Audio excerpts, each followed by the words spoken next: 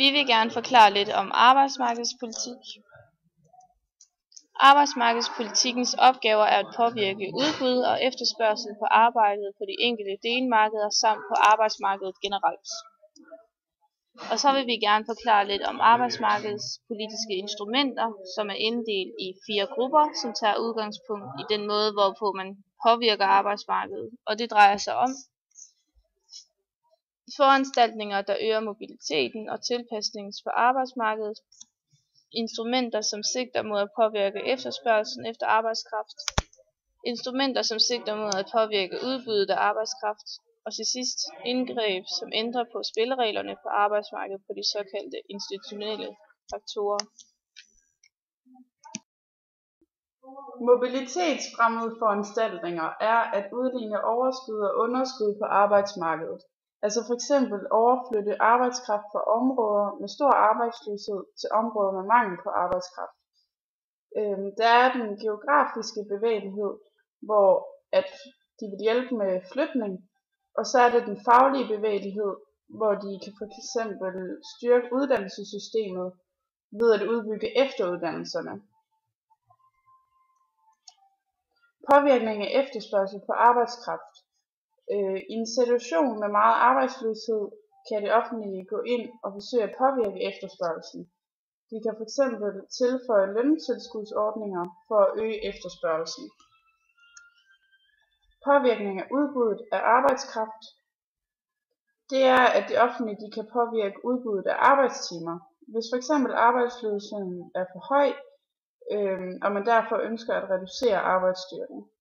Det kan man gøre ved at give længere ferier, begrænsning af overarbejde og overlov til uddannelse. Institutionelle faktorer foregår fra statsmagtens side af. Det kan fx være forbud mod børnearbejde og arbejdsmiljølovgivningen. Dagpengesystemet kan også være et eksempel på det, med at de sikrer de svageste grupper på arbejdsmarkedet. Jeg vil gerne fortælle lidt om arbejdsmarkedspolitikken i Danmark. Siden begyndelsen af 1990'erne der er sket et skifte fra passiv til aktiv arbejdsmarkedspolitik i Danmark. Fra 1970'erne til 1980'erne der var arbejdsmarkedspolitikken nemlig primært passive foranstaltninger. Det vil sige, at passiv arbejdsmarkedspolitik det er kendetegnet ved med blot sigter på at sikre de arbejdsløse en ordentlig levestandard gennem høje dagpenge, og så i øvrigt i store træk, så lader man dem passe sig selv. Dengang der havde man en forestilling om, at man ikke skulle presse de arbejdsløse for meget. I forhold til hvad vi har i dag, hvor vi har aktiv arbejdsmarkedspolitik, der koncentrerer man sig i langt højere grad om at forbedre den enkeltes chancer for at klare sig på jobmangel gennem frivillige og tvungne foranstaltninger. Så vil jeg gerne forklare jer lidt om flexicurity-modellen, som er en dansk arbejdsmarkedspolitik model. Danmark har de seneste år haft en stor succes med at nedbringe arbejdsløsheden, og derfor har de andre lande gerne vil kopiere den her danske arbejdsmarkedspolitik.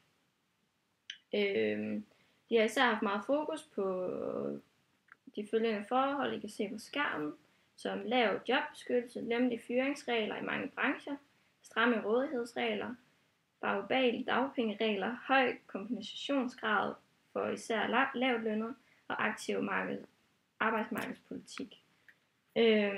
Flexicurity, det kommer af, at i Danmark der har vi et fleksibelt arbejdsmarked, som er kombineret med gunstige dagpengeregler, og derfor har man givet den danske arbejdsmarkedspolitik betegnelsen flexicurity, som står for flexibilitet og flexibility og social society.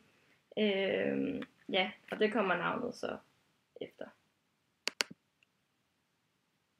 Så har jeg lige 2 begreber, jeg vil forklare omkring arbejdsmarkedspolitikken i forhold til EU.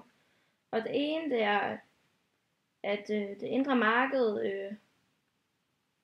i 1963 blev indført i forhold til EU, hvor vi får den her fri bevægelighed af arbejdskraft, hvor et EU-borgere kan frit tage til Danmark for at arbejde, ligesom at vi frit kan tage til andre EU-lande for at arbejde. Og så er der blevet lavet den her Maastricht-traktat for at styrke lønmodtageres rettigheder. Vedtog man simpelthen den her Maastricht-traktat, som er regler for en fælles arbejdsmarkedspolitik i EU-regi. Og det bliver så også kaldt for den sociale dimension, hvor man i EU fik mulighed for at lave fælles regler for arbejdsmarkedet i hele EU.